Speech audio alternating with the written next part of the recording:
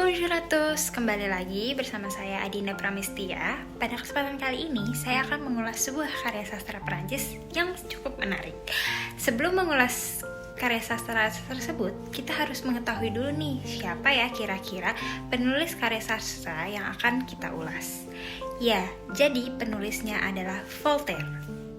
Voltaire sendiri adalah penulis dan filsuf Prancis di era pencerahan. Nama aslinya adalah François-Marie Arouet. Sebagai penulis, Voltaire dapat dibilang menulis hampir semua hal yang biasa ditulis, seperti buku, syair, esai, dan lain-lain. Dan juga sebagian besar membicarakan tentang kebebasan sipil, hak asasi manusia, dan juga kebebasan dalam beragama. Tidak ada tokoh lain yang memiliki peran begitu besar seperti yang dilakukan Voltaire pada zamannya.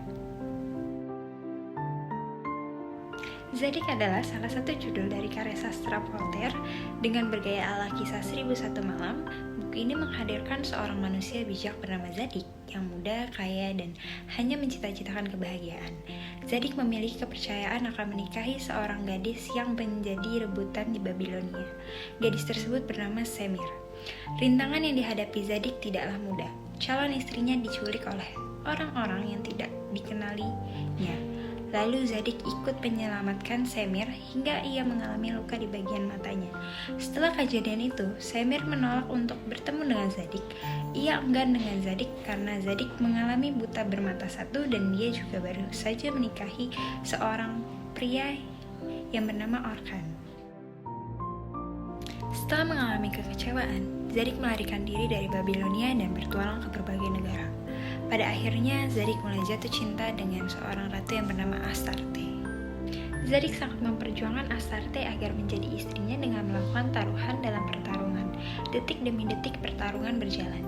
Pada awalnya, pemenang turnamen tersebut adalah Zadig, akan tetapi pesaingnya bernama Itobat melakukan kecurangan dengan mencuri senjata Zadig ketika mereka sedang tertidur lelap pada malam hari. Lalu Itobat melarikan diri dan dinyatakan sebagai pemenang. Zadig pun melarikan diri ke kota lainnya. Saat Zadig kembali ke Babilonia, ia mengikuti pertandingan kembali di arena. Tujuannya adalah untuk membuktikan bahwa ia memenangkan pertandingan sebelumnya. Lalu ia menantang Itobat untuk bertanding. Meski hanya memakai pedang dan pakaian santai, ia yakin akan menang dalam pertandingan itu. Dan benar, Zadig mematahkan pedang Itobat.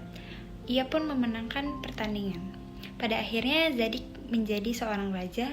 Lalu Astarte sangat senang melihat kekasihnya dinilai oleh semua orang. Kekaisaran itu pun hidup aman, damai, adil, dan makmur. Kisah percintaan yang dialami oleh Zadig tidaklah mudah. Lika-liku dan tantangan yang dialaminya dipenuhi dengan kesabaran.